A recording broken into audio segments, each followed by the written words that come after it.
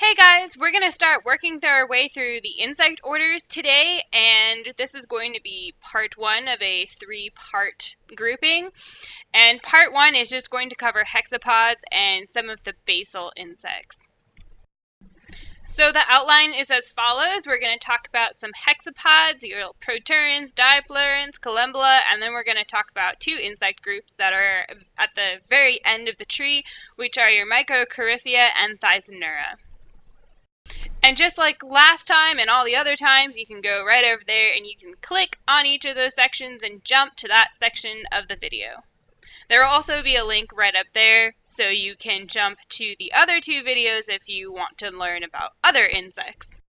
So the first thing is that we're starting in the subphylum Hexapoda, and hexapods include insects, but not all hexapods are insects.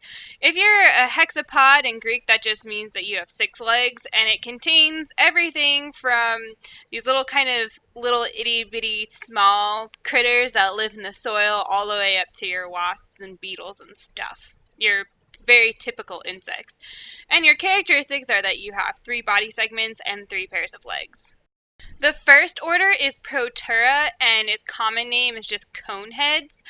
Their characteristics are that they're very, very tiny, they have no antennae or eyes, and they use their first pair of legs like antennae. You're probably not going to see these guys. They're incredibly tiny and they live in leaf litter. About the only way that you can get them is with a collection technique called a Berlese funnel, and there's a link to what that is and how to use it right there, right now. Go click it. The next order of hexapods are the Collembola, and in Greek this just means glue piston because it was thought that a lot of them could release this sticky substance from this organ called a coliphore, which is this little tube that like sticks out of their abdomen. While it's true that some of them can, it's mostly used for fluid and water balance, and so that's how they pick things up in the environment. Their common names are springtails, and that's because one of their characteristics is this really curled tail called a furricula, and they use it to jump like a spring, and hence springtails. I know, it's brilliant. Other characteristics are that they have 6 or fewer abdominal segments, and they usually have like really short, stubby antennae. The easy thing is that Collembola are pretty easy to key out because they all look pretty different. You have like the really short, fat ones and the really round, fat ones and some longer ones. And so they're all pretty easy to key out if you're interested. You find these guys mainly in leaf litter, and there's a really cool thing where you can do that if you take leaf litter and like shove it in a bag and then put it in your Berlese funnel and let stuff drip out of it for the next 2 or 3 days, you can get a wide diversity of stuff in the alcohol at the bottom.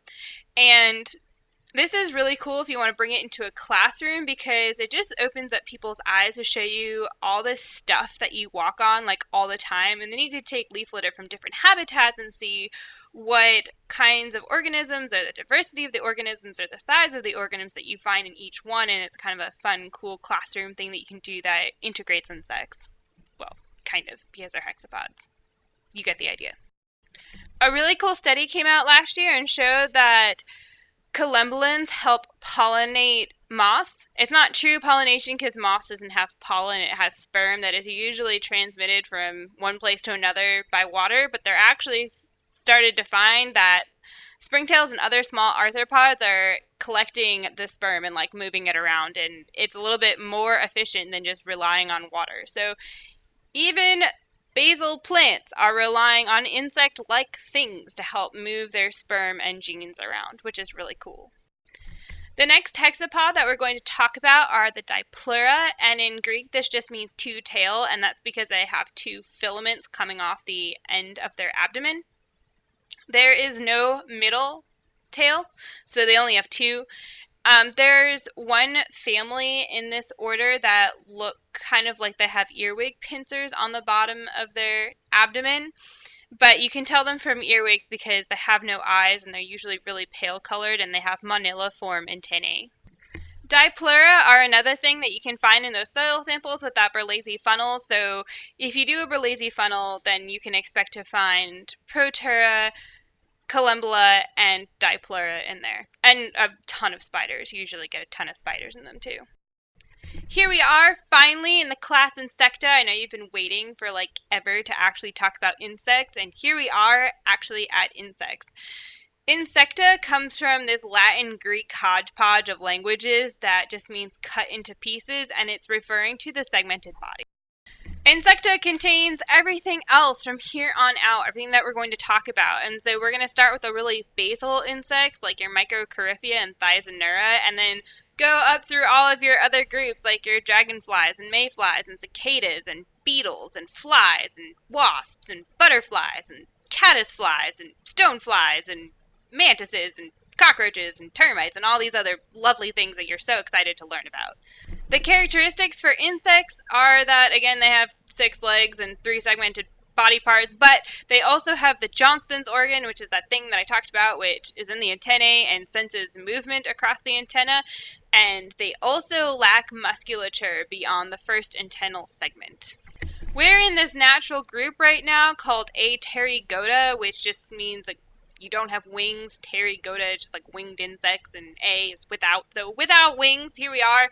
This is at the bottom of the insect tree, way, way, way down on the bottom. And the first thing we're going to talk about is this order called Microcoryphea. Sometimes in older literature and other literature, it's called Archaeognatha, and so Microcoryphea in Greek just means small head, and Archaeognatha in Greek just means old head. Helpful, I know. And that's just because its mouth parts are pretty similar to like the old hexapods and hasn't quite been 100% modified into what we think like insect mouth parts should be. Their common name is the jumping bristletails, and yes, they jump. And their characteristics are that they have their thorax is arched and they have really big, large eyes. Microcoryphea are often found under bark, so unless you're like hacking away at tree bark, you're probably not going to find them. In fact, the best way to find them is this process called smogging or fogging, where you take an old dead tree and you waft pesticides out of it and put a white sheet underneath it and just wait for things to drop out, and that's pretty much how you get these guys. The last group that we're going to talk about for today is the order Thysanura, and in Greek that just means bristle tail and is referring to the 3 circi at the end of the abdomen. Their common names are silverfish and firebrats, and their characteristics are that they have the 3 circi and that they're usually scaled. You can usually find these guys in your bathroom, or if you have a house in your basement, or if you work in a really old building like I do, and a lot of times in like really old drawers where there's old books and papers, you'll find them there too, and that's because they're eating all the old paper and stuff. The most common family that you're probably going to find is Lepismatidae, and so if you find these guys, you just like cross off an order and family all at the same time. I hope you enjoyed this segment on little critters that you may or may not have known existed. Most of these guys are decomposers and or scavengers, so while they're really tiny and you don't see them very often, they're actually really, really important to the ecosystem because they're kind of like the cleaner uppers of the ecosystem. And a lot of these guys will actually like start degrading really tough leaf material that's hanging around. And so like that's why your Thysanura eat books and stuff, and that's because their main role in the ecosystem is to decompose that really tough, woody leaf litter that's just hanging around.